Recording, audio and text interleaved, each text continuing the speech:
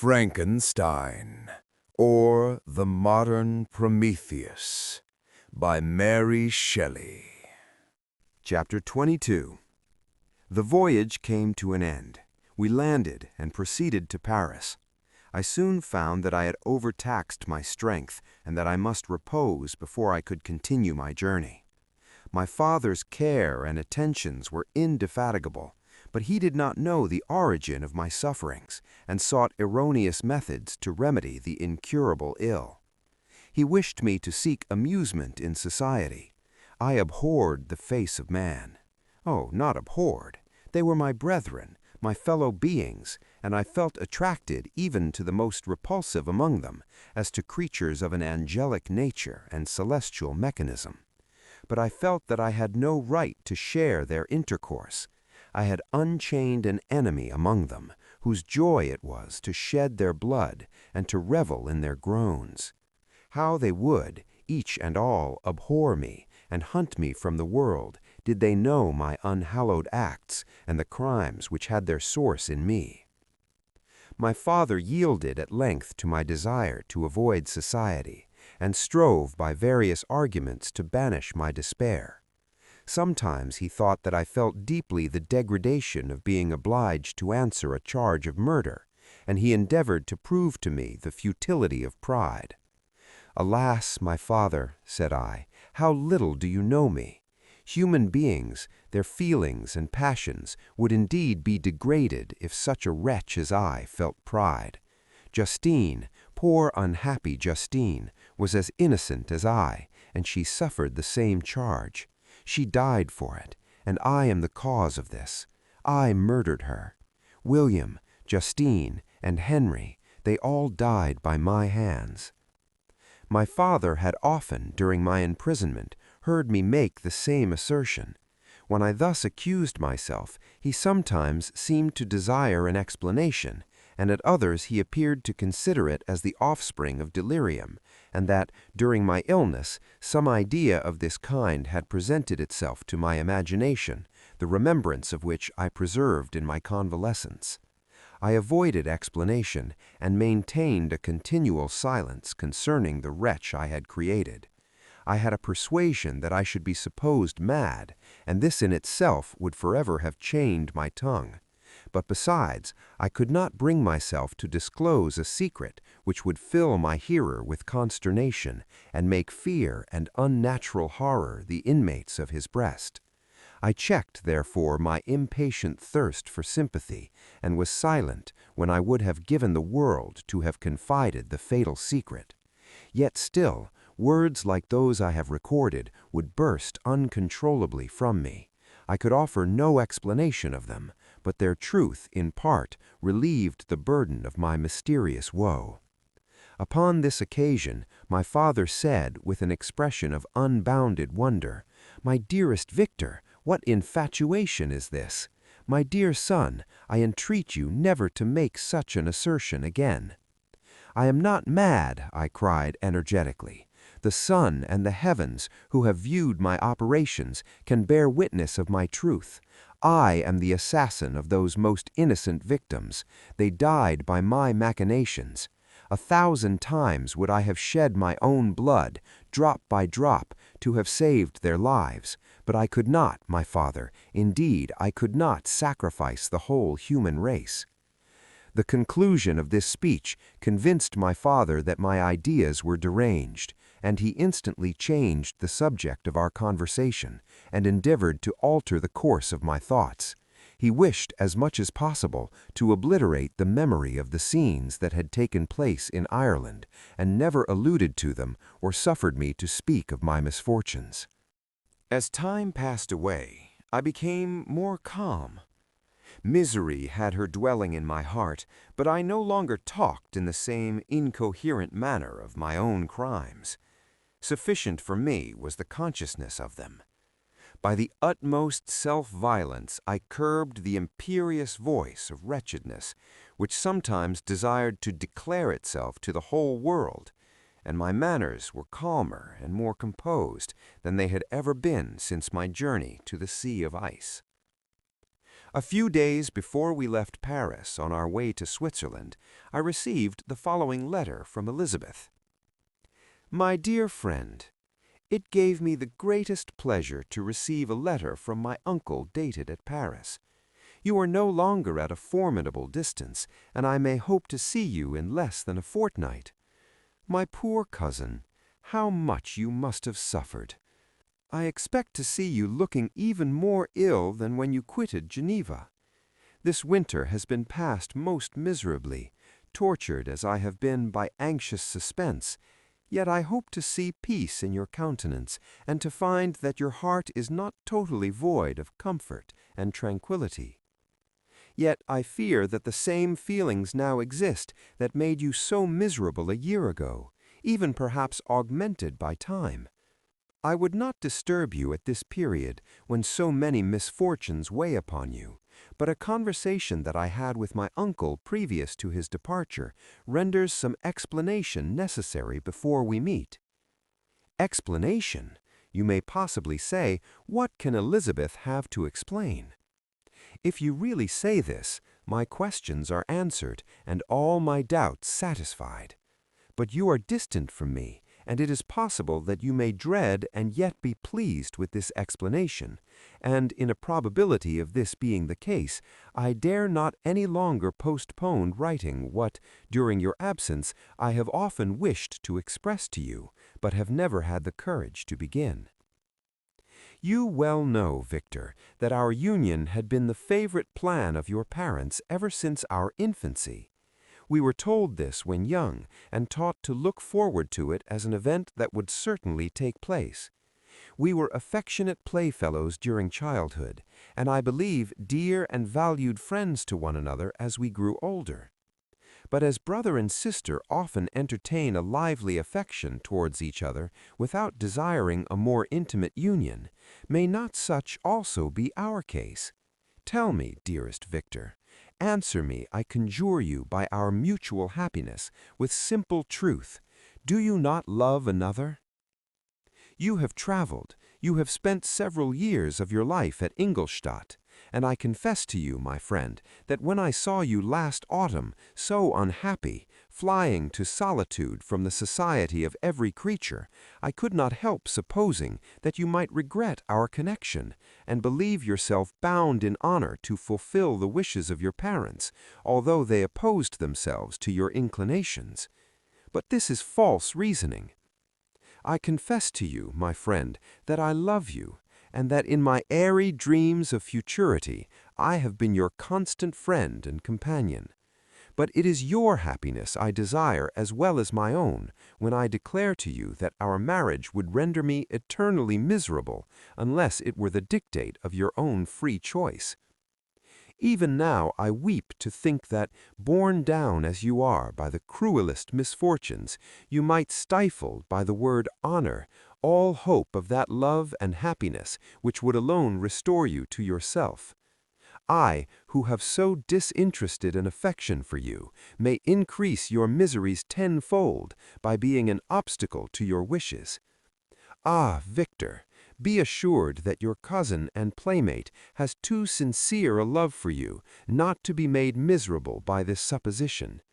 Be happy, my friend, and if you obey me in this one request, remain satisfied that nothing on earth will have the power to interrupt my tranquility. Do not let this letter disturb you. Do not answer tomorrow or the next day, or even until you come if it will give you pain. My uncle will send me news of your health, and if I see but one smile on your lips when we meet, occasioned by this or any other exertion of mine, I shall need no other happiness. Elizabeth Lavenza, Geneva, May 18th, 17X. This letter revived in my memory what I had before forgotten, the threat of the fiend. I will be with you on your wedding night. Such was my sentence, and on that night would the daemon employ every art to destroy me and tear me from the glimpse of happiness which promised partly to console my sufferings. On that night he had determined to consummate his crimes by my death. Well, be it so. A deadly struggle would then assuredly take place, in which if he were victorious, I should be at peace, and his power over me be at an end. If he were vanquished, I should be a free man. Alas, what freedom! Such as the peasant enjoys when his family have been massacred before his eyes, his cottage burnt, his lands laid waste, and he is turned adrift, homeless, penniless, and alone, but free. Such would be my liberty, except that in my Elizabeth I possessed a treasure, alas, balanced by those horrors of remorse and guilt which would pursue me until death. Sweet and beloved Elizabeth, I read and reread her letter, and some softened feelings stole into my heart and dared to whisper paradisical dreams of love and joy. But the apple was already eaten, and the angel's arm bared to drive me from all hope. Yet I would die to make her happy. If the monster executed his threat, death was inevitable. Yet again I considered whether my marriage would hasten my fate. My destruction might indeed arrive a few months sooner, but if my torturer should suspect that I postponed it, influenced by his menaces, he would surely find other and perhaps more dreadful means of revenge. He had vowed to be with me on my wedding night, yet he did not consider that threat as binding him to peace in the meantime. For, as if to show me that he was not yet satiated with blood, he had murdered Clerval immediately after the enunciation of his threats. I resolved, therefore, that if my immediate union with my cousin would conduce either to hers or my father's happiness, my adversary's designs against my life should not retard it a single hour. In this state of mind, I wrote to Elizabeth. My letter was calm and affectionate. I fear, my beloved girl, little happiness remains for us on earth, yet all that I may one day enjoy is centered in you. Chase away your idle fears. To you alone do I consecrate my life and my endeavors for contentment. I have one secret, Elizabeth, a dreadful one. When revealed to you, it will chill your frame with horror, and then, far from being surprised at my misery, you will only wonder that I survived what I have endured. I will confide this tale of misery and terror to you the day after our marriage shall take place, for, my sweet Elizabeth, there must be perfect confidence between us. But until then, I conjure you, do not mention or allude to it. This I most earnestly entreat, and I know you will comply. In about a week after the arrival of Elizabeth's letter, we returned to Geneva. The sweet girl welcomed me with warm affection, yet tears were in her eyes as she beheld my emaciated frame and feverish cheeks. I saw a change in her also. She was thinner and had lost much of that heavenly vivaciousness that had before charmed me, but her gentleness and soft looks of compassion made her a more fit companion for one blasted and miserable as I was. The tranquility which I now enjoyed did not endure. Memory brought madness with it, and when I thought of what had passed, a real insanity possessed me. Sometimes I was furious and burnt with rage, sometimes low and despondent. I neither spoke nor looked at anyone, but sat motionless, bewildered by the multitude of miseries that overcame me. Elizabeth alone had the power to draw me from these fits. Her gentle voice would soothe me when transported by passion, and inspire me with human feelings when sunk in torpor. She wept with me and for me. When reason returned, she would remonstrate and endeavor to inspire me with resignation. Ah, it is well for the unfortunate to be resigned, but for the guilty there is no peace. The agonies of remorse poison the luxury there is otherwise sometimes found in indulging the excess of grief. Soon after my arrival, my father spoke of my immediate marriage with Elizabeth. I remained silent. "Have you, then, some other attachment?" "None on earth. I love Elizabeth and look forward to our union with delight. Let the day, therefore, be fixed, and on it I will consecrate myself, in life or death, to the happiness of my cousin." "My dear Victor, do not speak thus. Heavy misfortunes have befallen us, but let us only cling closer to what remains and transfer our love for those whom we have lost to those who yet live. Our circle will be small, but bound close by the ties of affection and mutual misfortune. And when time shall have softened your despair, new and dear objects of care will be born to replace those of whom we have been so cruelly deprived. Such were the lessons of my father, but to me the remembrance of the threat returned. Nor can you wonder that, omnipotent as the fiend had yet been in his deeds of blood, I should almost regard him as invincible, and that when he had pronounced the words, "I shall be with you on your wedding night," I should regard the threatened fate as unavoidable. But death was no evil to me if the loss of Elizabeth were balanced with it, and I therefore, with a contented and even cheerful countenance, agreed with my father that if my cousin would consent, the ceremony should take place in 10 days, and thus put, as I imagined, the seal to my fate. Great God! If for one instant I had thought what might be the hellish intention of my fiendish adversary, I would rather have banished myself forever from my native country and wandered a friendless outcast over the earth than have consented to this miserable marriage. But as if possessed of magic powers, the monster had blinded me to his real intentions, and when I thought that I had prepared only my own death, I hastened that of a far dearer victim. As the period fixed for our marriage drew nearer, whether from cowardice or a prophetic feeling, I felt my heart sink within me, but I concealed my feelings by an appearance of hilarity that brought smiles and joy to the countenance of my father, but hardly deceived the ever-watchful and nicer eye of Elizabeth. She looked forward to our union with placid contentment, not unmingled with a little fear that past misfortunes had impressed, that what now appeared certain and tangible happiness might soon dissipate into an airy dream and leave no trace but deep and everlasting regret. Preparations were made for the event, congratulatory visits were received, and all wore a smiling appearance. I shut up as well as I could in my own heart the anxiety that preyed there, and entered with seeming earnestness into the plans of my father, although they might only serve as the decorations of my tragedy.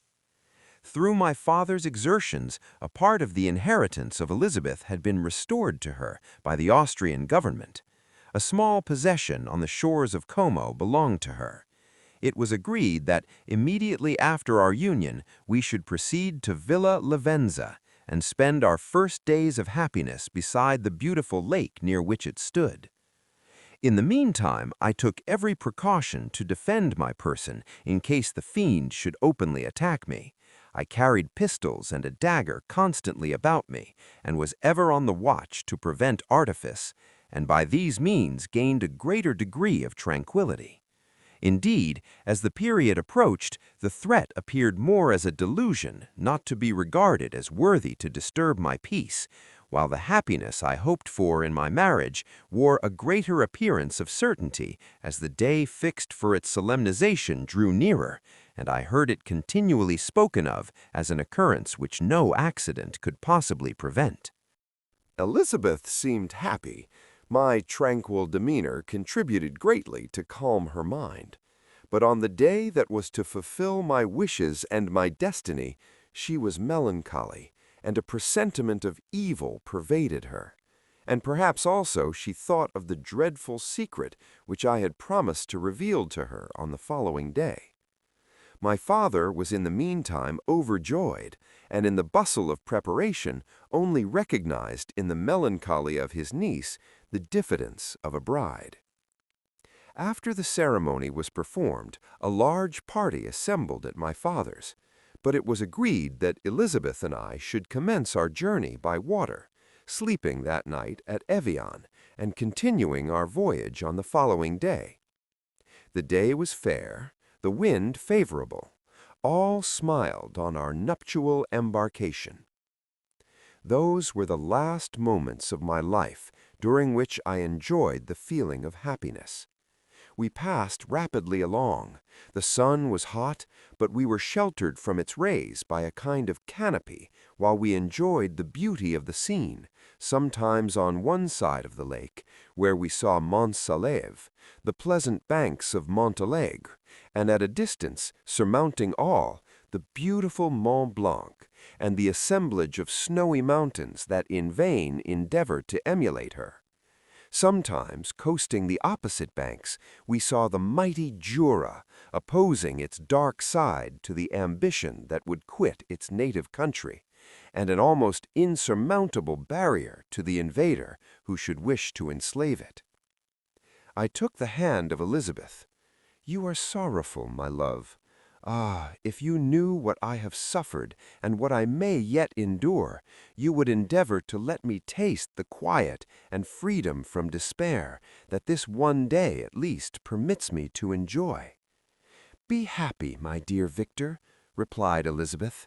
"There is, I hope, nothing to distress you, and be assured that if a lively joy is not painted in my face, my heart is contented.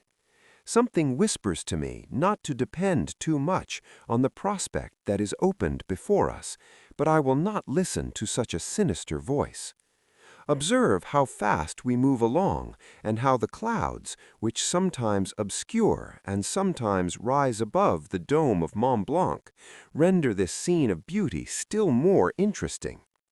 Look also at the innumerable fish that are swimming in the clear waters, where we can distinguish every pebble that lies at the bottom. What a divine day! How happy and serene all nature appears!" Thus Elizabeth endeavored to divert her thoughts and mine from all reflection on melancholy subjects. But her temper was fluctuating. Joy for a few instants shone in her eyes, but it continually gave place to distraction and reverie. The sun sank lower in the heavens. We passed the river Drance and observed its path through the chasms of the higher and the glens of the lower hills. The Alps here come closer to the lake, and we approached the amphitheater of mountains which forms its eastern boundary. The spire of Evian shone under the woods that surrounded it, and the range of mountain above mountain by which it was overhung. The wind, which had hitherto carried us along with amazing rapidity, sank at sunset to a light breeze.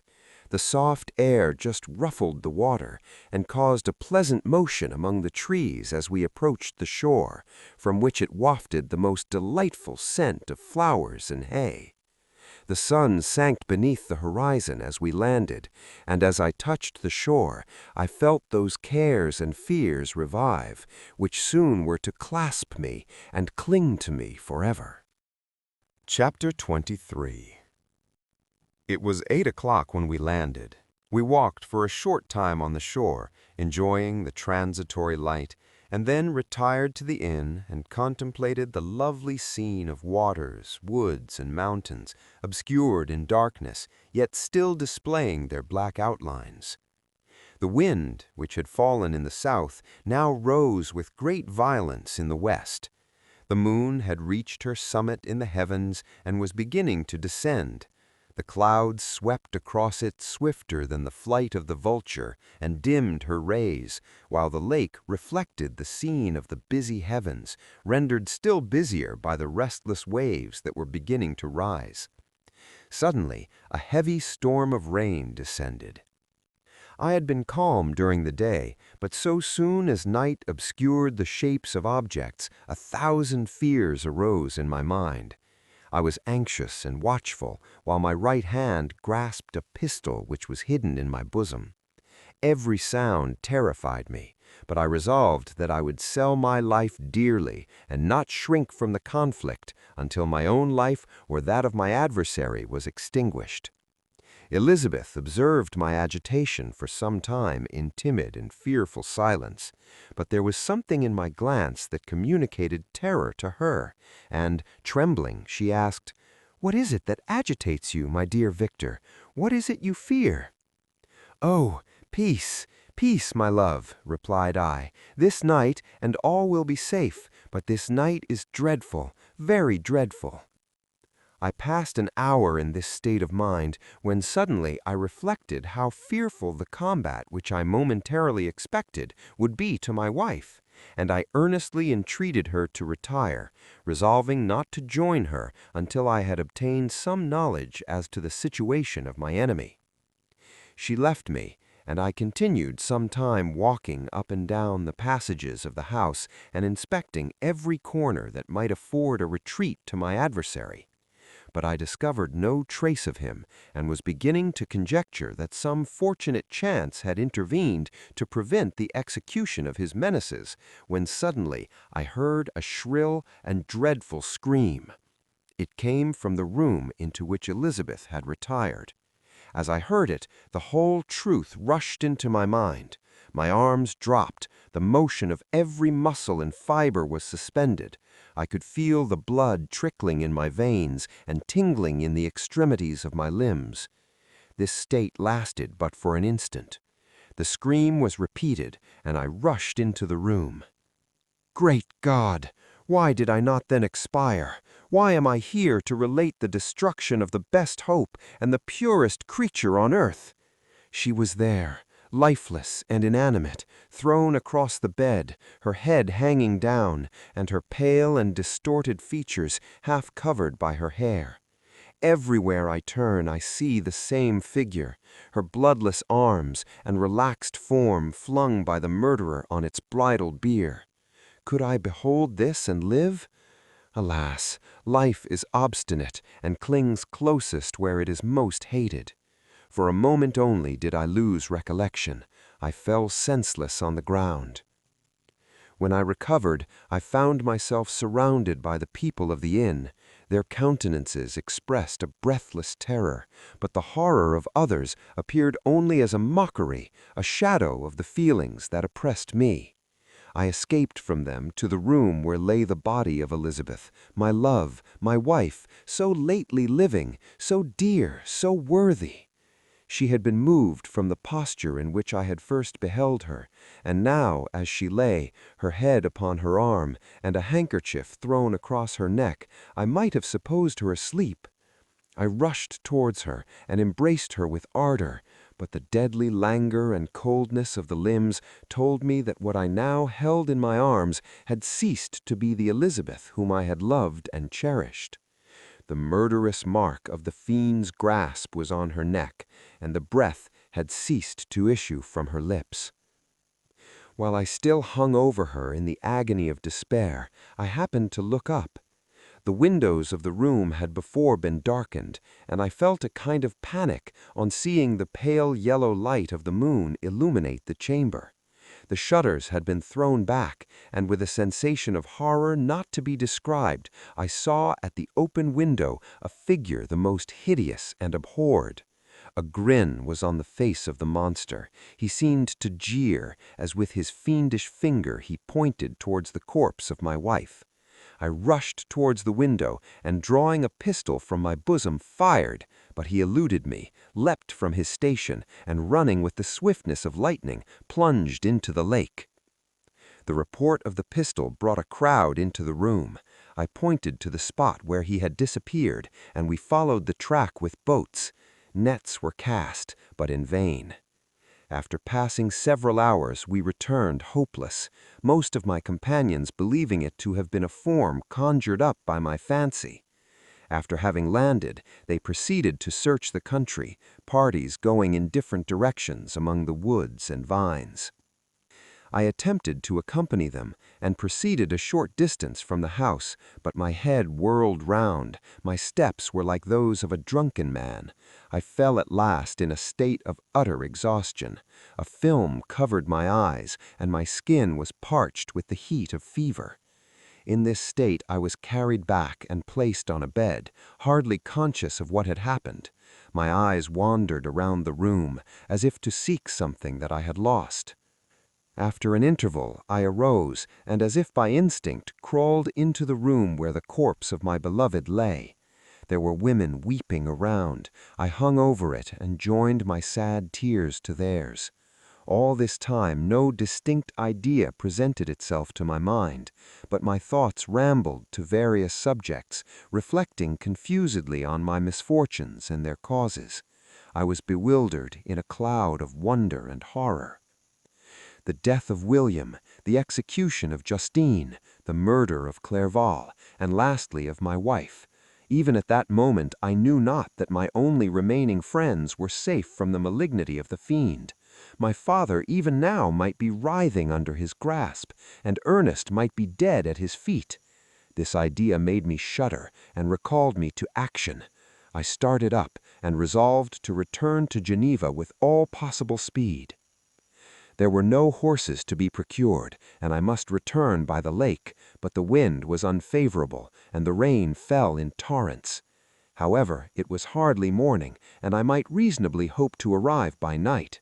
I hired men to row, and took an oar myself, for I had always experienced relief from mental torment in bodily exercise. But the overflowing misery I now felt, and the excess of agitation that I endured, rendered me incapable of any exertion. I threw down the oar, and leaning my head upon my hands, gave way to every gloomy idea that arose.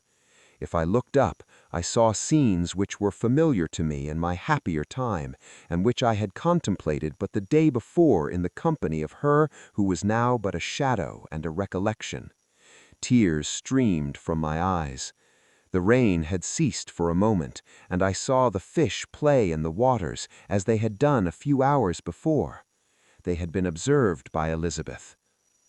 Nothing is so painful to the human mind as a great and sudden change. The sun might shine, or the clouds might lower, but nothing could appear to me as it had done the day before. A fiend had snatched from me every hope of future happiness. No creature had ever been so miserable as I was. So frightful an event is single in the history of man. But why should I dwell upon the incidents that followed this last overwhelming event? Mine has been a tale of horrors.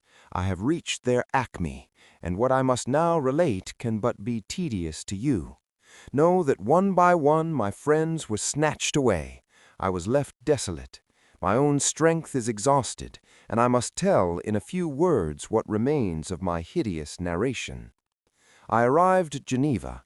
My father and Ernest yet lived, but the former sunk under the tidings that I bore.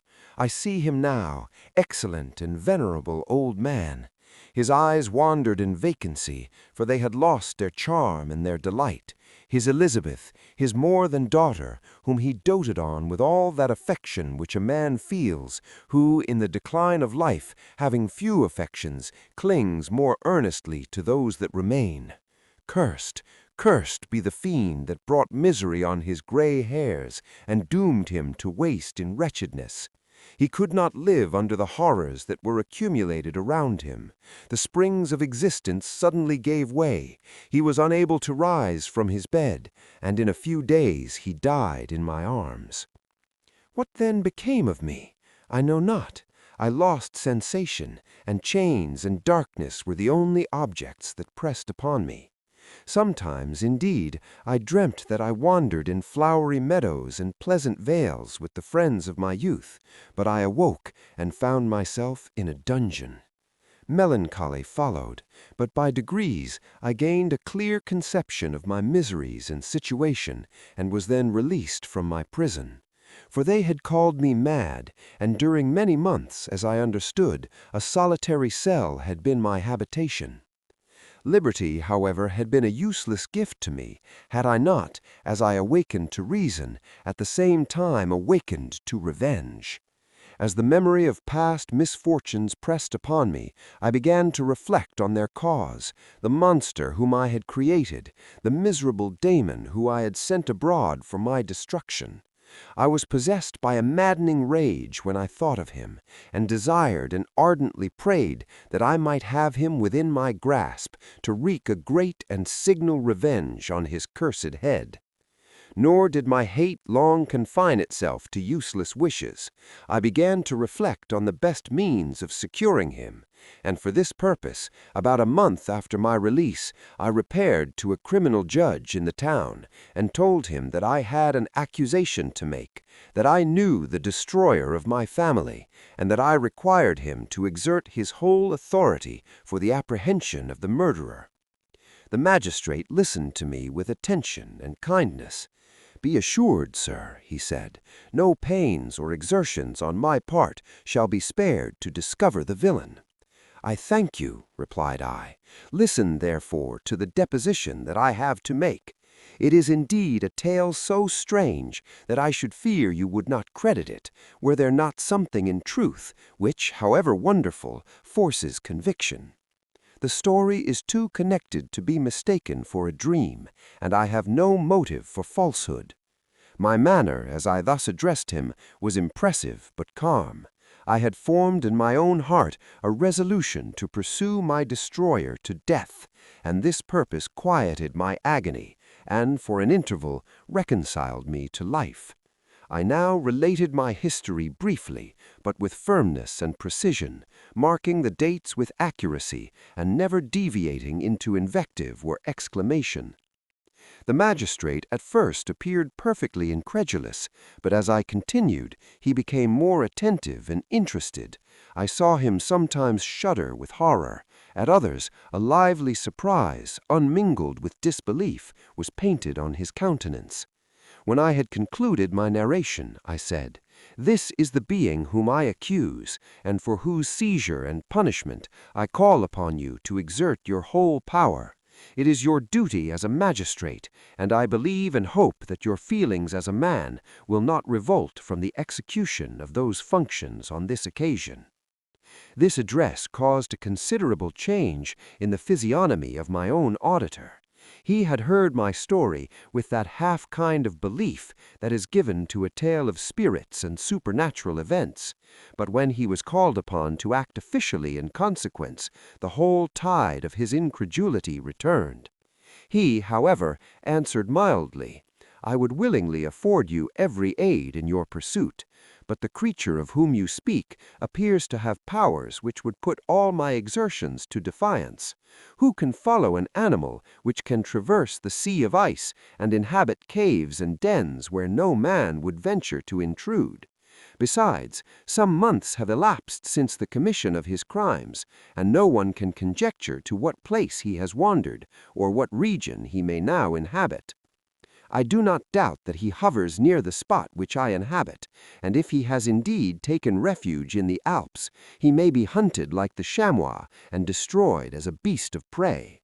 But I perceive your thoughts. You do not credit my narrative, and do not intend to pursue my enemy with the punishment that he deserts." As I spoke, rage sparkled in my eyes. The magistrate was intimidated. "You are mistaken," he said. "I will exert myself, and if it is in my power to seize the monster, be assured that he shall suffer punishment proportionate to his crimes. But I fear, from what you have yourself described to be his properties, that this will prove impracticable, and thus, while every proper measure is pursued, you should make up your mind to disappointment." "That cannot be, but all that I can say will be of little avail. My revenge is of no moment to you, yet while I allow it to be a vice, I confess that it is the devouring and only passion of my soul. My rage is unspeakable when I reflect that the murderer whom I have turned loose on society still exists. You refuse my just demand. I have but one resource, and I devote myself, in my life or death, to his destruction." I trembled with excessive agitation as I said this. There was a frenzy in my manner, and something, I doubt not, of that haughty fierceness that the martyrs of old are said to have possessed. But to a Genevan magistrate, whose mind was occupied by far other ideas than those of devotion and heroism, this elevation of mind had much the appearance of madness. He attempted to soothe me as a nurse does a child, and reverted to my tale as the effects of delirium. "Man," I cried, "how ignorant art thou in thy pride of wisdom! Cease, you know not what you are saying. I broke from the house, angry and disturbed, and retired to meditate on some other mode of action. Chapter 24. My present situation was one in which all voluntary thought was swallowed up and lost. I was hurried away by fury. Revenge alone endowed me with strength and composure. It molded my feelings and allowed me to be calculating and calm at periods when otherwise delirium or death would have been my portion. My first resolution was to quit Geneva forever. My country, which, when I was happy and beloved, was dear to me, now, in my adversity, became hateful. I provided myself with a sum of money, together with a few jewels which had belonged to my mother, and departed. And now my wanderings began, which are to cease but with life. I have traversed a vast portion of the earth, and have endured all the hardships which travelers in deserts and barbarous countries are wont to meet. How I have lived I hardly know. Many times have I stretched my failing limbs upon the sandy plain and prayed for death. But revenge kept me alive. I dared not die and leave my adversary in being. When I quitted Geneva, my first labor was to gain some clue by which I might trace the steps of my fiendish enemy. But my plan was unsettled, and I wandered many hours round the confines of the town, uncertain what path I should pursue. As night approached, I found myself at the entrance of the cemetery where William, Elizabeth, and my father reposed. I entered it and approached the tomb which marked their graves. Everything was silent except the leaves of the trees, which were gently agitated by the wind. The night was nearly dark, and the scene would have been solemn and affecting even to an uninterested observer. The spirits of the departed seemed to flit around, and to cast a shadow which was felt but not seen around the head of the mourner. The deep grief which this scene had at first excited quickly gave way to rage and despair. They were dead, and I lived. Their murderer also lived, and to destroy him I must drag out my weary existence. I knelt on the grass and kissed the earth, and with quivering lips exclaimed, "By the sacred earth on which I kneel, by the shades that wander near me, by the deep and eternal grief that I feel, I swear, and by thee, O night, and the spirits that preside over thee, to pursue the daemon who caused this misery, until he or I shall perish in mortal conflict.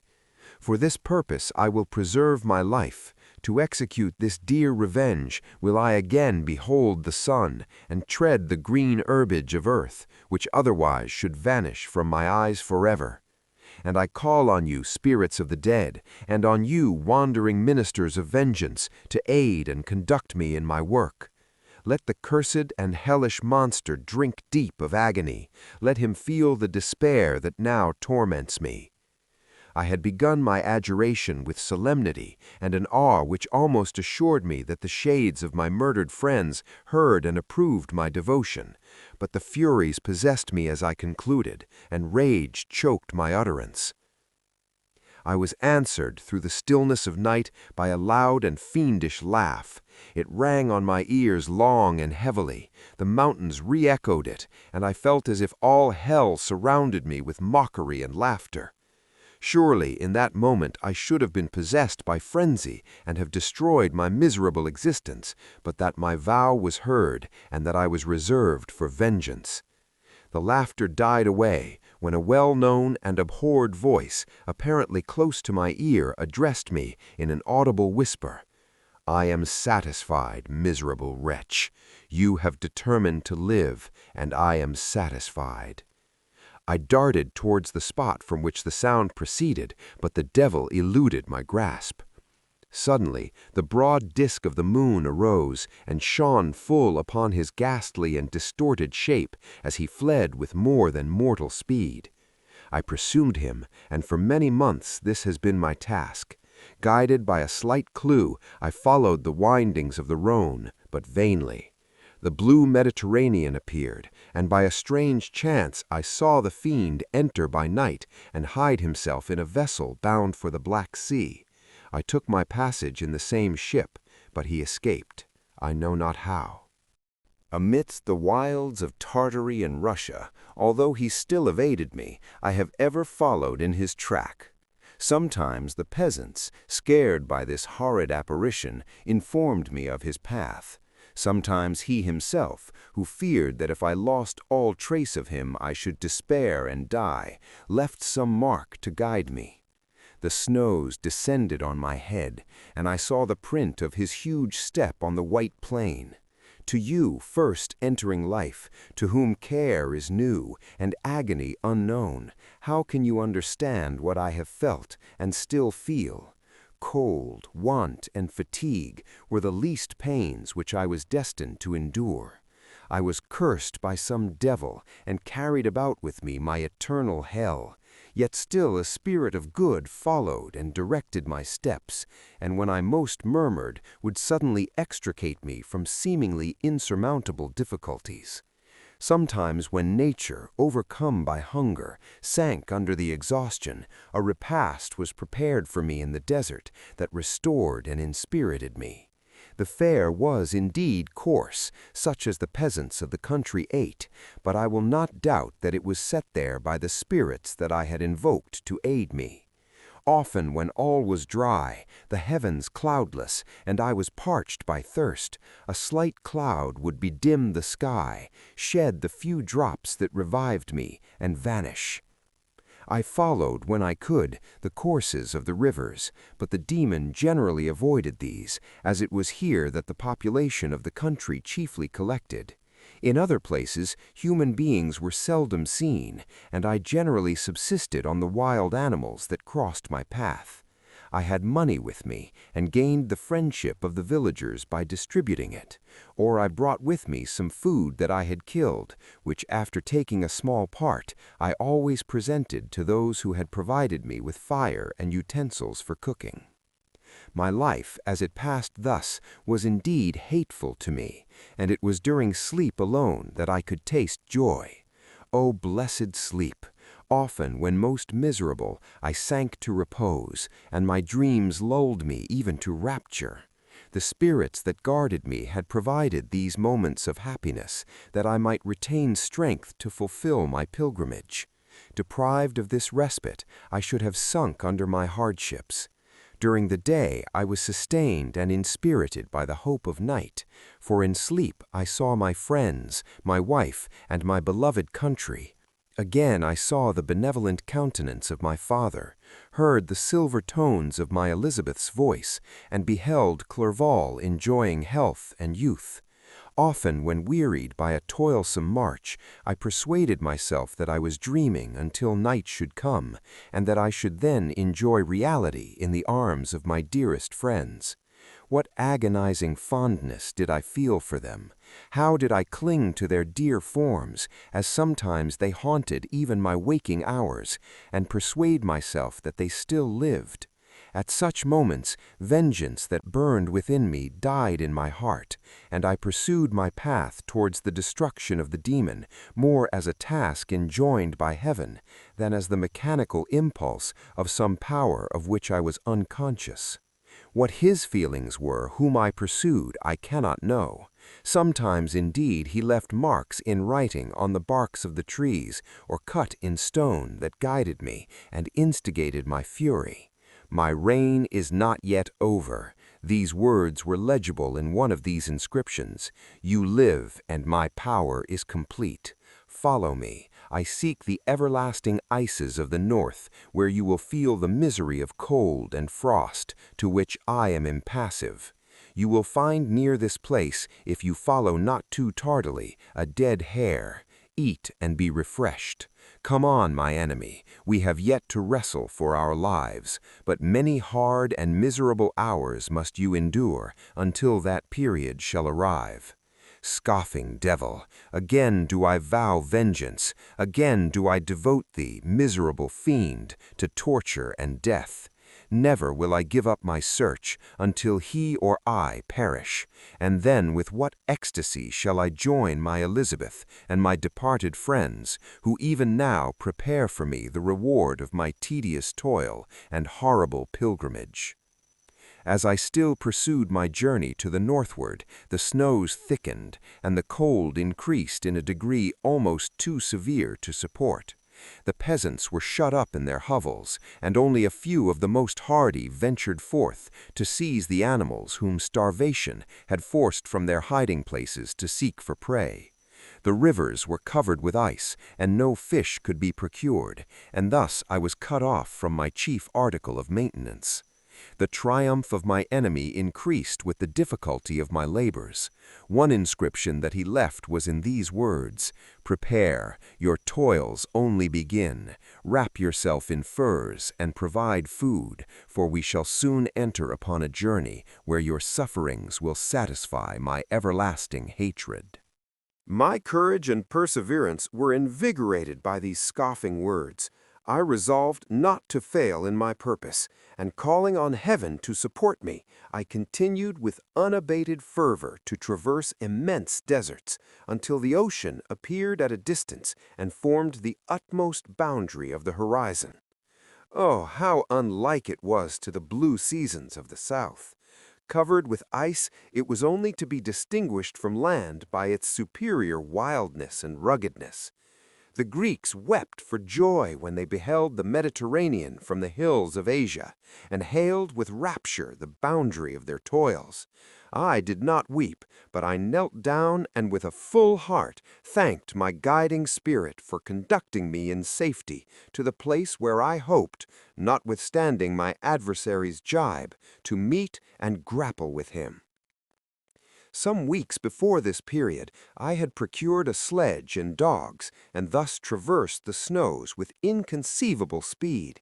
I know not whether the fiend possessed the same advantages, but I found that as before I had daily lost ground in the pursuit, I now gained on him, so much so that when I first saw the ocean he was but 1 day's journey in advance, and I hoped to intercept him before he should reach the beach. With new courage, therefore, I pressed on, and in 2 days arrived at a wretched hamlet on the seashore. I inquired of the inhabitants concerning the fiend, and gained accurate information. A gigantic monster, they said, had arrived the night before, armed with a gun and many pistols, putting to flight the inhabitants of a solitary cottage through fear of his terrific appearance. He had carried off their store of winter food, and, placing it in a sledge, to draw which he had seized on a numerous drove of trained dogs, he had harnessed them, and the same night, to the joy of the horror-struck villagers, had pursued his journey across the sea in a direction that led to no land, and they conjectured that he must speedily be destroyed by the breaking of the ice or frozen by the eternal frosts. On hearing this information, I suffered a temporary access of despair. He had escaped me, and I must commence a destructive and almost endless journey across the mountainous ices of the ocean, amidst cold that few of the inhabitants could long endure, and which I, the native of a genial and sunny climate, could not hope to survive.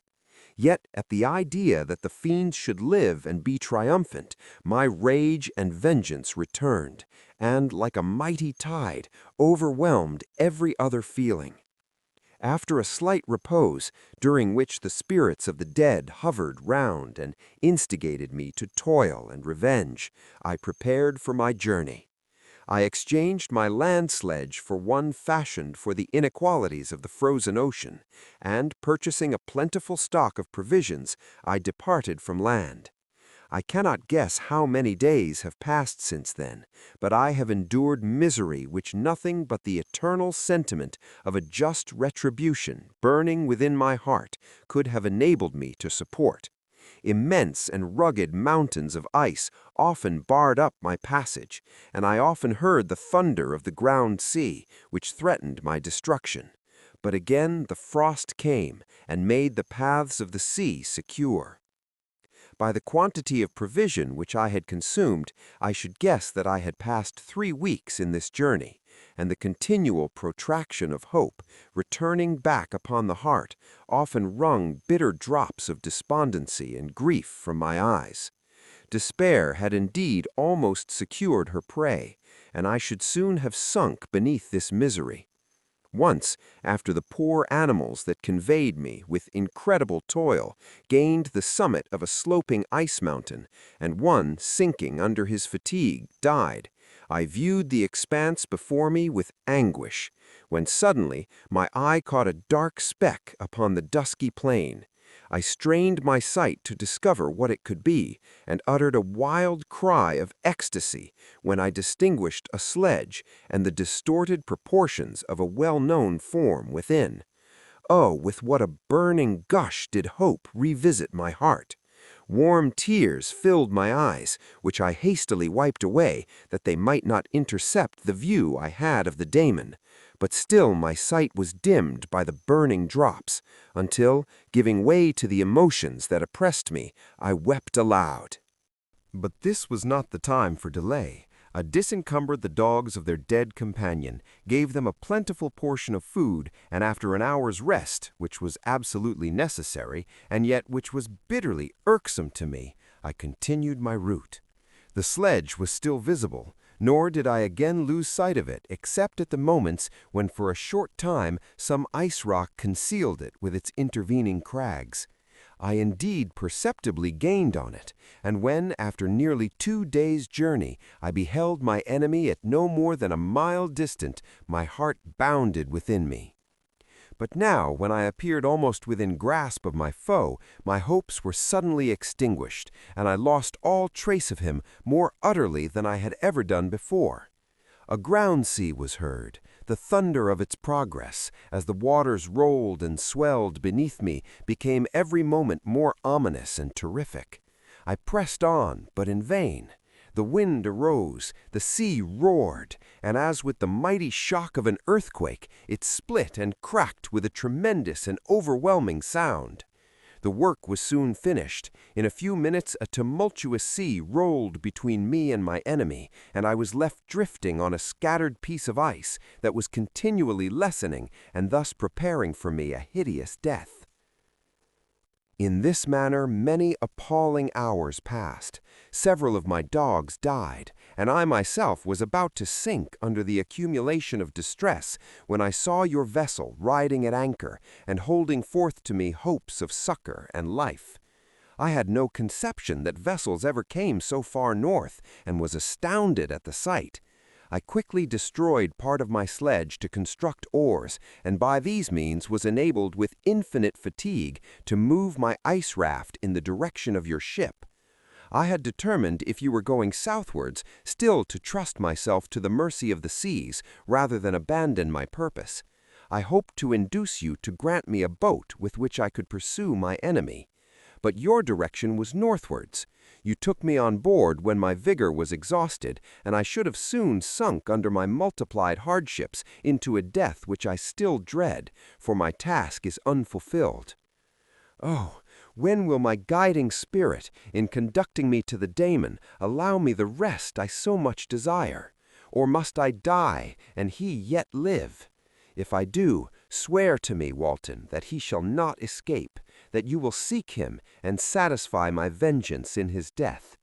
And do I dare to ask of you to undertake my pilgrimage, to endure the hardships that I have undergone? No, I am not so selfish. Yet when I am dead, if he should appear, if the ministers of vengeance should conduct you to him, swear that he shall not live, swear that he shall not triumph over my accumulated woes, and survive to add to the list of his dark crimes. He is eloquent and persuasive, and once his words had even power over my heart, but trust him not.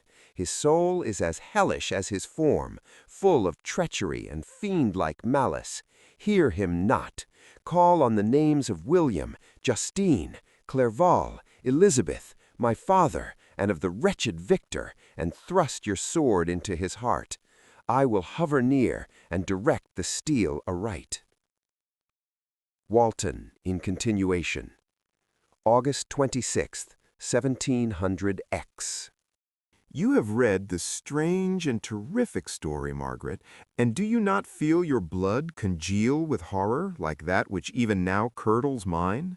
Sometimes, seized with sudden agony, he could not continue his tale, At others his voice broken, yet piercing, uttered with difficulty the words so replete with anguish.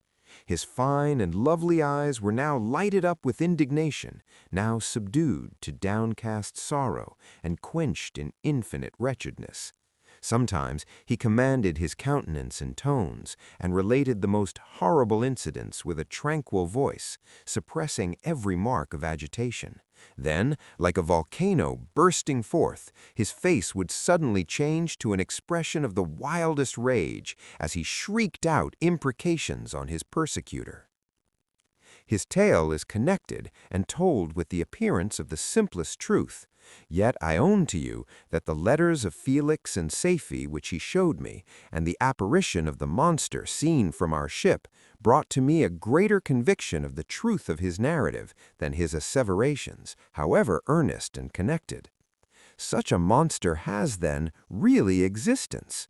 I cannot doubt it, yet I am lost in surprise and admiration.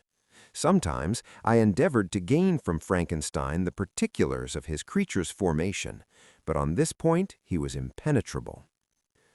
"Are you mad, my friend?" said he, "or whither does your senseless curiosity lead you? Would you also create for yourself and the world a demoniacal enemy? Peace, peace! Learn my miseries, and do not seek to increase your own."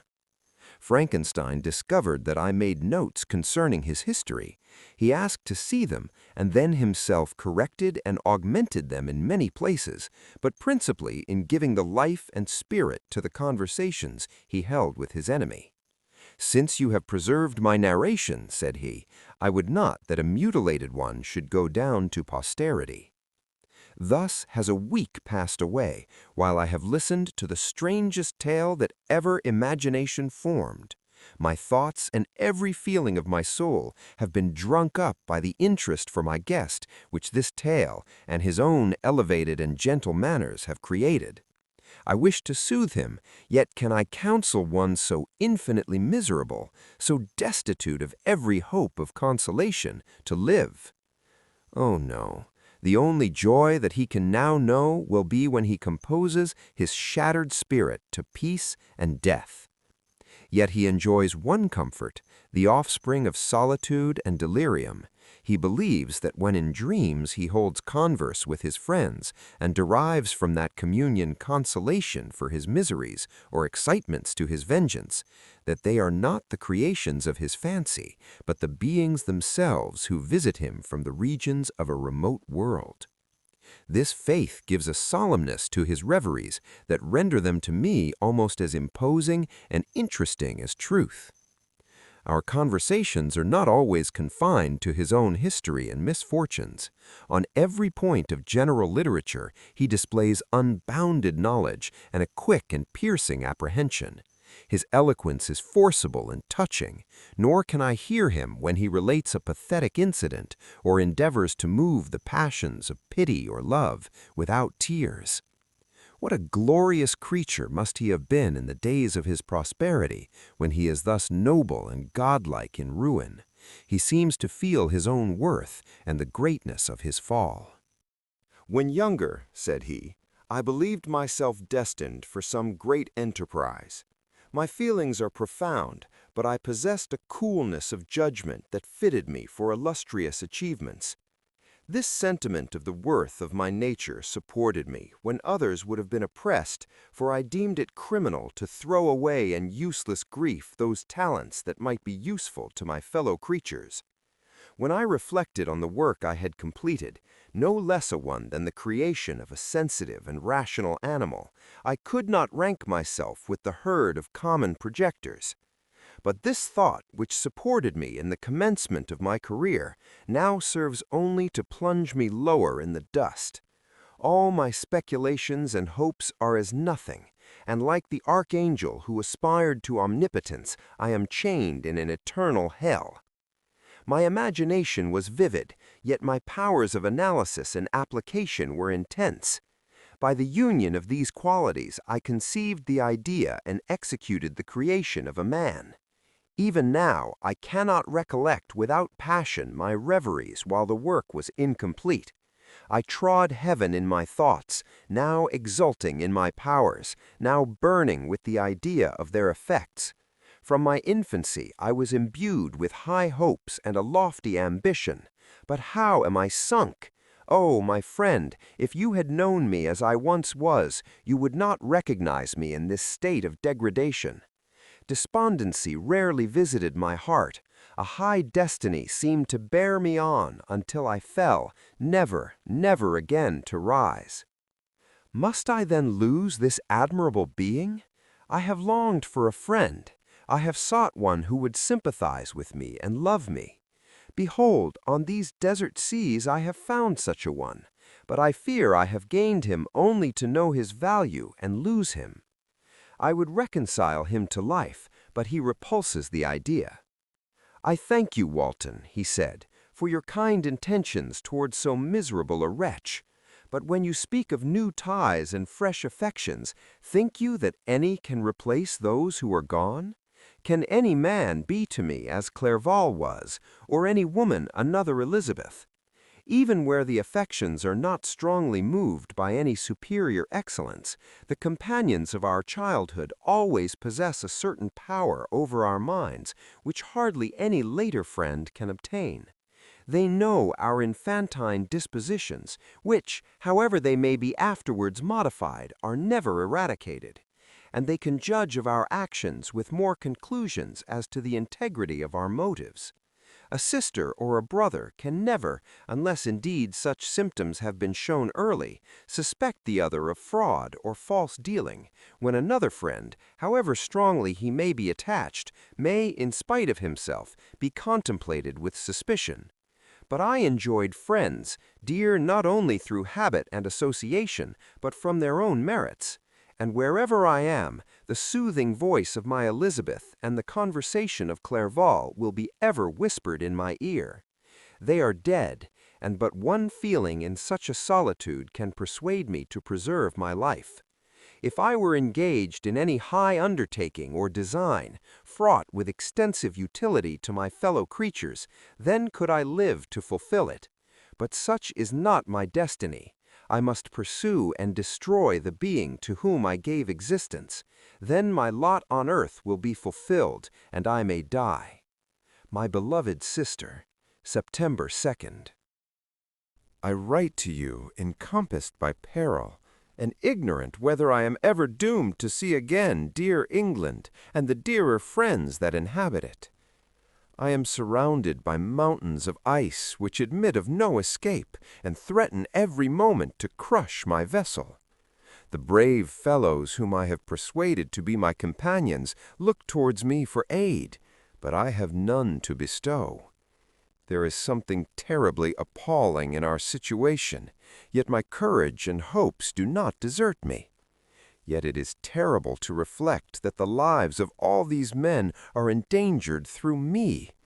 If we are lost, my mad schemes are the cause. And what, Margaret, will be the state of your mind? You will not hear of my destruction, and you will anxiously await my return. Years will pass, and you will have visitings of despair, and yet be tortured by hope. Oh, my beloved sister, the sickening failing of your heartfelt expectations is, in prospect, more terrible to me than my own death. But you have a husband and lovely children. You may be happy. Heaven bless you and make you so. My unfortunate guest regards me with the tenderest compassion. He endeavors to fill me with hope, and talks as if life were a possession which he valued.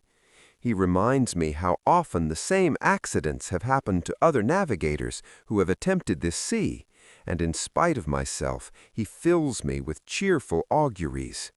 Even the sailors feel the power of his eloquence. When he speaks, they no longer despair. He rouses their energies, and while they hear his voice, they believe these vast mountains of ice are molehills which will vanish before the resolutions of man. These feelings are transitory.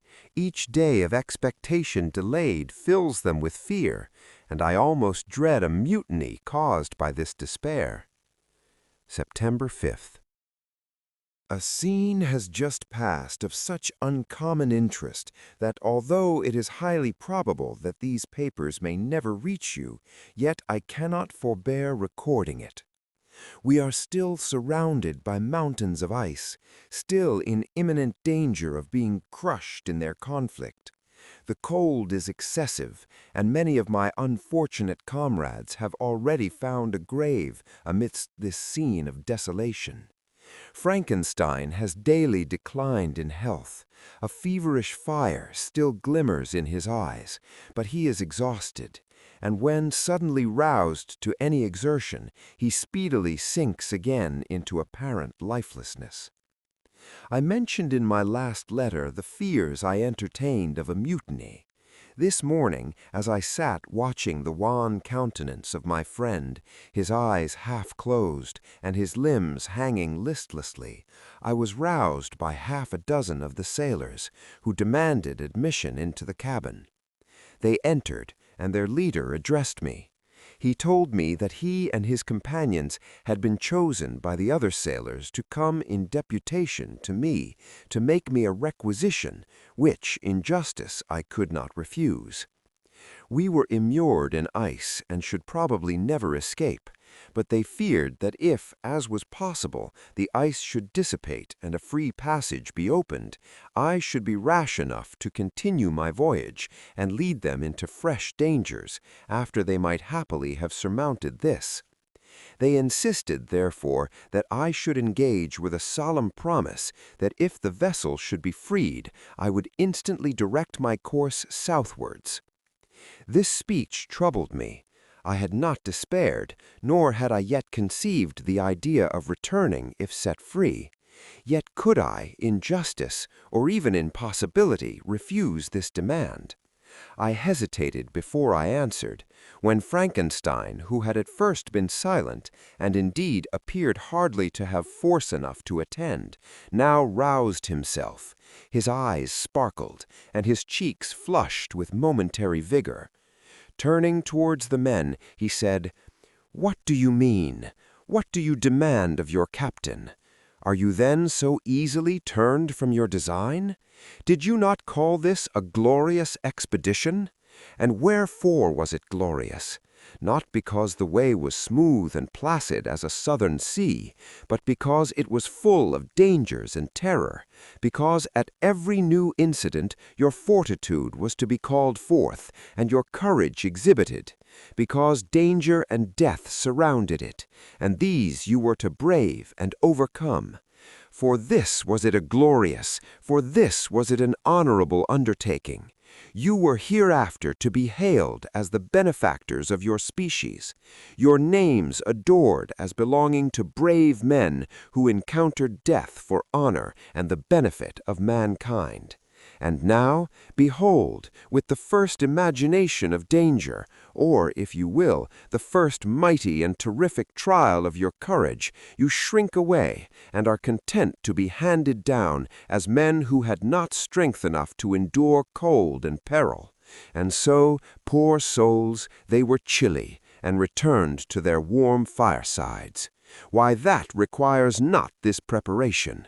Ye need not have come thus far, and dragged your captain to the shame of a defeat, merely to prove yourselves cowards. Oh, be men, or be more than men. Be steady to your purposes, and firm as a rock. This ice is not made of such stuff as your hearts may be. It is mutable, and cannot withstand you if you say that it shall not. Do not return to your families with the stigma of disgrace marked on your brows. Return as heroes who have fought and conquered, and who know not what it is to turn their backs on the foe." He spoke this with a voice so modulated to the different feelings expressed in his speech, with an eye so full of lofty design and heroism, that can you wonder that these men were moved? They looked at one another and were unable to reply. I spoke. I told them to retire and consider of what had been said, that I would not lead them farther north if they strenuously desired the contrary, but that I hoped that with reflection their courage would return. They retired, and I turned towards my friend, but he was sunk in languor and almost deprived of life. How all this will terminate, I do not know, but I had rather die than return shamefully, my purpose unfulfilled. Yet I fear such will be my fate. The men, unsupported by ideas of glory and honor, can never willingly continue to endure their present hardships. September 7th. The die is cast. I have consented to return if we are not destroyed. Thus are my hopes blasted by cowardice and indecision. I come back ignorant and disappointed. It requires more philosophy than I possess to bear this injustice with patience. September 12th. It is past. I am returning to England.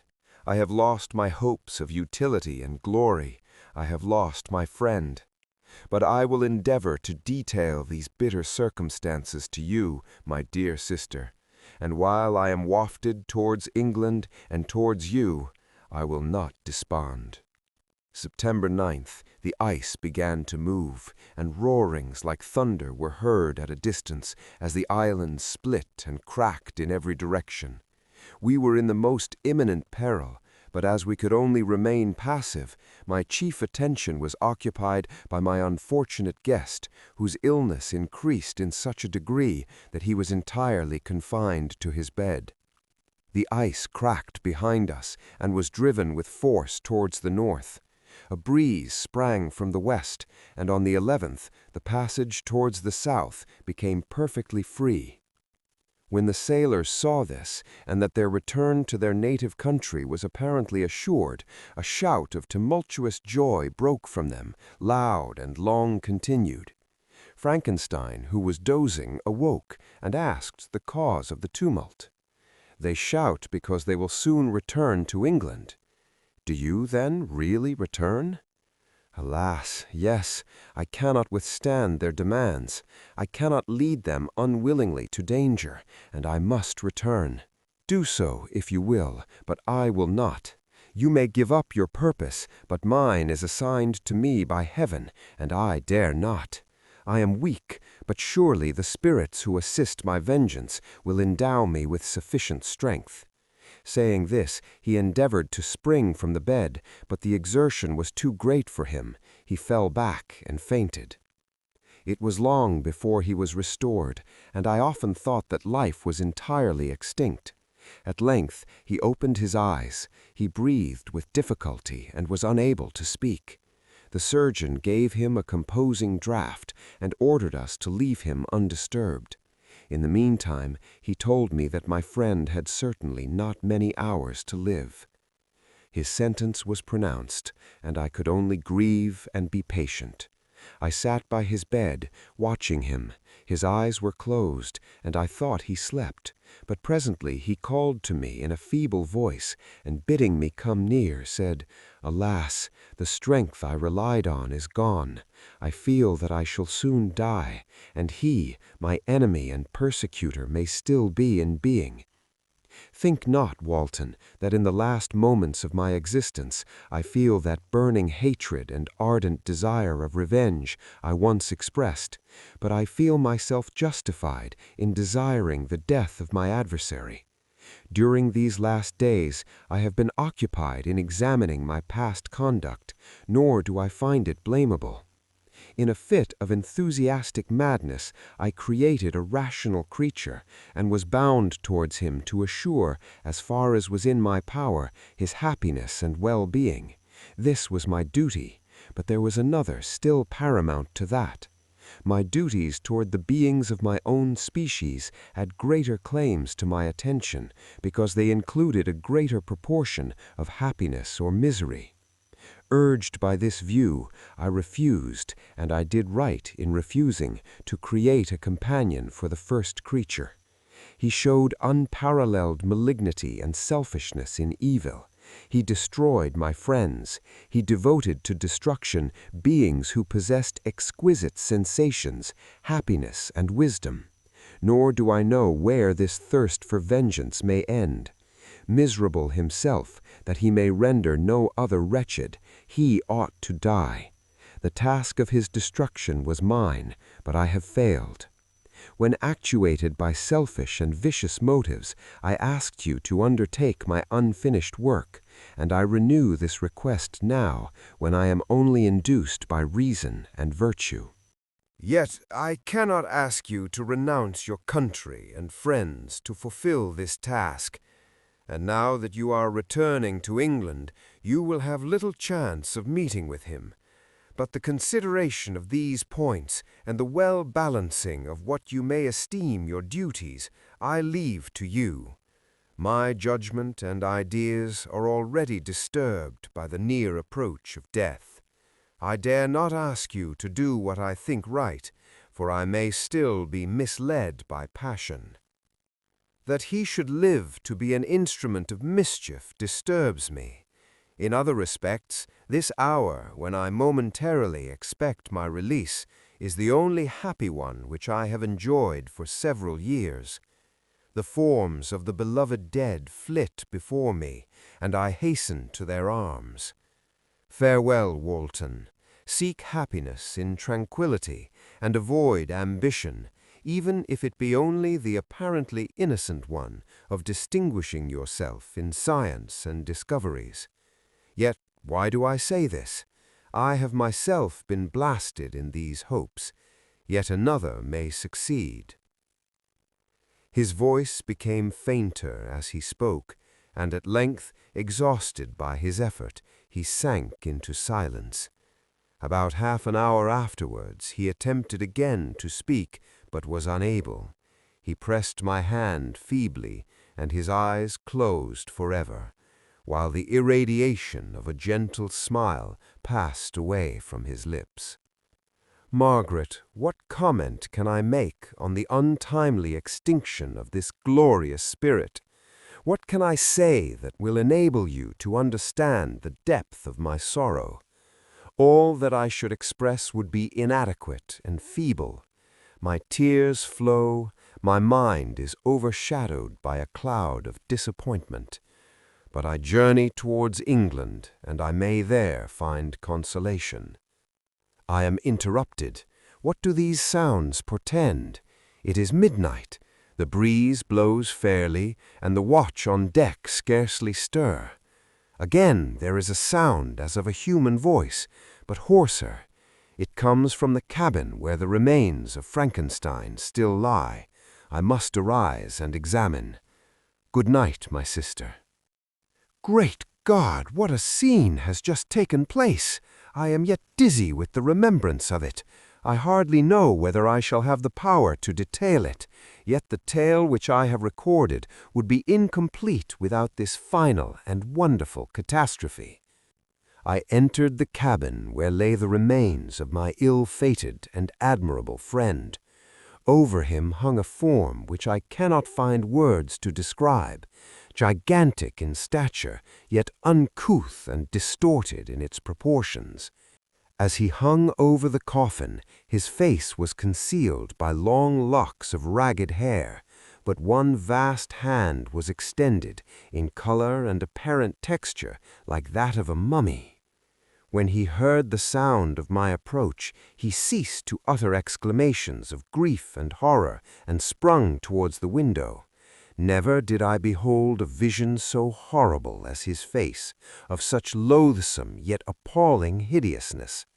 I shut my eyes involuntarily, and endeavored to recollect what were my duties with regard to this destroyer. I called on him to stay.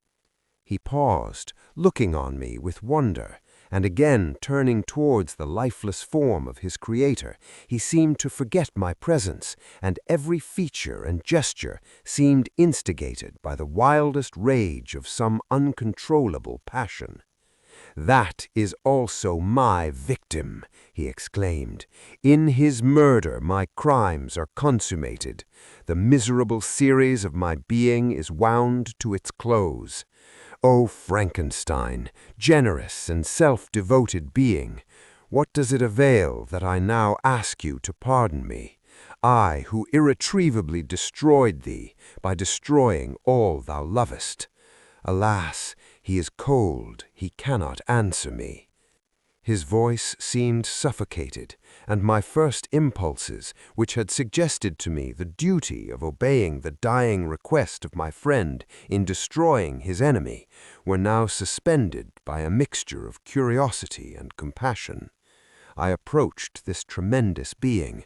I dared not again raise my eyes to his face. There was something so scaring and unearthly in his ugliness. I attempted to speak, but the words died away on my lips. The monster continued to utter wild and incoherent self-reproaches. At length I gathered resolution to address him in a pause of the tempest of his passion. Your repentance is now superfluous. If you had listened to the voice of conscience and heeded the stings of remorse before you had urged your diabolical vengeance to this extremity, Frankenstein would yet have lived. "And do you dream?" said the demon. "Do you think that I was then dead to agony and remorse? He continued, pointing to the corpse, he suffered not in the consummation of the deed. Oh, not the 10,000th portion of the anguish that was mine during the lingering detail of its execution. A frightful selfishness hurried me on, while my heart was poisoned with remorse. Think you that the groans of Clerval were music to my ears? My heart was fashioned to be susceptible of love and sympathy, and when wrenched by misery to vice and hatred, it did not endure the violence of the change without torture such as you cannot even imagine. After the murder of Clerval, I returned to Switzerland, heartbroken and overcome. I pitied Frankenstein. My pity amounted to horror. I abhorred myself. But when I discovered that he, the author at once of my existence and of its unspeakable torments, dared to hope for happiness, that while he accumulated wretchedness and despair upon me, he sought his own enjoyment in feelings and passions from the indulgence of which I was forever barred, then impotent envy and bitter indignation filled me with an insatiable thirst for vengeance. I recollected my threat and resolved that it should be accomplished. I knew that I was preparing for myself a deadly torture, but I was the slave, not the master, of an impulse which I detested, yet could not disobey. Yet when she died, nay, then I was not miserable. I had cast off all feeling, subdued all anguish, to riot in the excess of my despair. Evil thenceforth became my good. Urged thus far, I had no choice but to adapt my nature to an element which I had willingly chosen. The completion of my demoniacal design became an insatiable passion, and now it is ended. There is my last victim. I was at first touched by the expressions of his misery. Yet when I called to mind what Frankenstein had said of his powers of eloquence and persuasion, and when I again cast my eyes on the lifeless form of my friend, indignation was rekindled within me. "Wretch," I said, "it is well that you come here to whine over the desolation that you have made. You throw a torch into a pile of buildings, and when they are consumed, you sit among the ruins and lament the fall. Hypocritical fiend! If he whom you mourn still lived, still would he be the object, again would he become the prey of your accursed vengeance. It is not pity that you feel. You lament only because the victim of your malignity is withdrawn from your power." "Oh, it is not thus, not thus," interrupted the being. "Yet such must be the impression conveyed to you by what appears to be the purport of my actions. Yet I seek not a fellow-feeling in my misery. No sympathy may I ever find. When I first sought it, it was the love of virtue, the feelings of happiness and affection with which my whole being overflowed, that I wished to be participated. But now that virtue has become to me a shadow, and that happiness and affection are turned into bitter and loathing despair, in what should I seek for sympathy? I am content to suffer alone while my sufferings shall endure.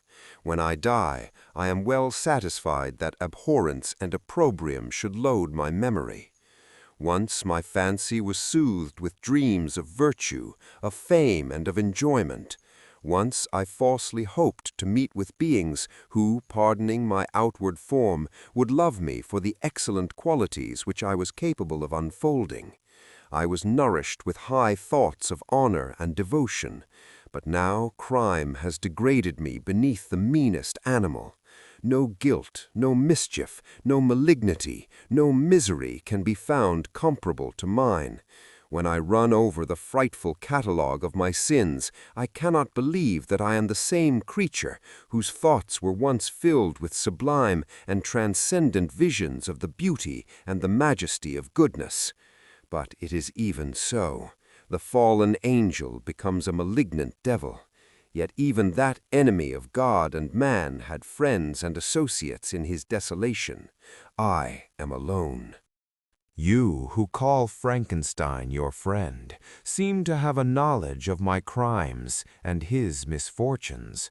But in the detail which he gave you of them, he could not sum up the hours and months of misery which I endured, wasting in impotent passions.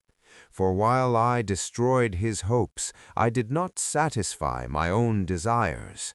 They were forever ardent and craving. Still I desired love and fellowship, and I was still spurned. Was there no injustice in this? Am I to be thought the only criminal when all humankind sinned against me? Why do you not hate Felix, who drove his friend from his door with contumely? Why do you not execrate the rustic who sought to destroy the Savior of his child? Nay, these are virtuous and immaculate beings. I, the miserable and the abandoned, am an abortion, to be spurned at and kicked and trampled on. Even now my blood boils at the recollection of this injustice. But it is true that I am a wretch. I have murdered the lovely and the helpless. I have strangled the innocent as they slept, and grasped to death his throat who never injured me or any other living thing.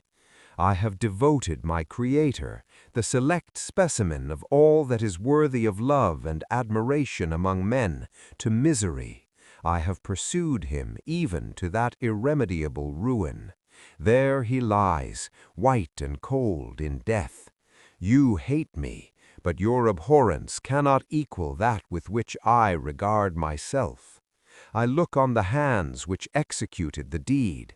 I think on the heart in which the imagination of it was conceived, and long for the moment when these hands will meet my eyes, when that imagination will haunt my thoughts no more. Fear not that I shall be the instrument of future mischief. My work is nearly complete. Neither yours nor any man's death is needed to consummate the series of my being and accomplish that which must be done, but it requires my own. Do not think that I shall be slow to perform this sacrifice. I shall quit your vessel on the ice raft which brought me thither, and shall seek the most northern extremity of the globe. I shall collect my funeral pile, and consume to ashes this miserable frame, that its remains may afford no light to any curious and unhallowed wretch who would create such another as I have been. I shall die. I shall no longer feel the agonies which now consume me, or be the prey of feelings unsatisfied, yet unquenched. He is dead who called me into being, and when I shall be no more, the very remembrance of us both will speedily vanish. I shall no longer see the sun or stars, or feel the winds play on my cheeks. Light, feeling, and sense will pass away, and in this condition must I find my happiness. Some years ago, when the images which this world affords first opened upon me, when I felt the cheering warmth of summer, and heard the rustling of the leaves and the warbling of the birds, and these were all to me, I should have wept to die. Now it is my only consolation. polluted by crimes and torn by the bitterest remorse, where can I find rest but in death? Farewell, I leave you, and in you the last of humankind whom these eyes will ever behold. Farewell, Frankenstein. If thou wert yet alive, and yet cherished a desire of revenge against me, it would be better satiated in my life than in my destruction. But it was not so. Thou didst seek my extinction, that I might not cause greater wretchedness. And if yet in some mode unknown to me, thou hadst not ceased to think and feel, thou wouldst not desire against me a vengeance greater than that which I feel. Blasted as thou wert, my agony was still superior to thine, for the bitter sting of remorse will not cease to rankle in my wounds until death shall close them forever. "But soon," he cried, with sad and solemn enthusiasm, "I shall die, and what I now feel be no longer felt. Soon these burning miseries will be extinct. I shall ascend my funeral pile triumphantly, and exult in the agony of the torturing flames. The light of that conflagration will fade away. My ashes will be swept into the sea by the winds. My spirit will sleep in peace, or if it thinks, it will surely not think thus. Farewell!" He sprang from the cabin window as he said this upon the ice raft which lay close to the vessel. He was soon borne away by the waves and lost in darkness and distance. You are in the Silver Library. If you enjoyed the experience, like and subscribe for more.